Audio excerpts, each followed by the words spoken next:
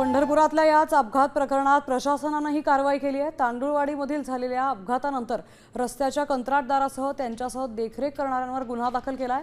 वेळापूर पोलिसात सदोष मनुष्यवधाचा गुन्हा दाखल करण्यात आलाय।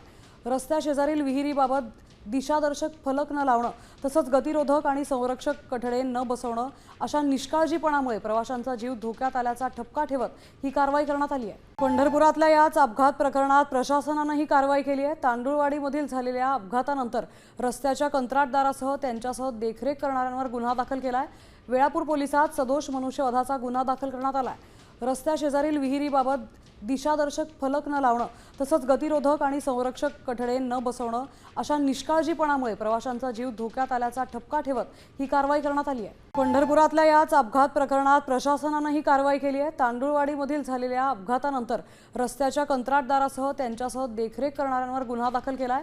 वेळापूर पोलिसात सदोष मनुष्यवधाचा गुन्हा दाखल करण्यात आलाय। रस्त्याशेजारील विहिरीबाबत दिशादर्शक फलक न लावणं तसंच गतिरोधक आणि संरक्षक कठडे न बसवणं अशा निष्काळजीपणामुळे प्रवाशांचा जीव धोक्यात आल्याचा ठपका ठेवत ही कारवाई करण्यात आली आहे।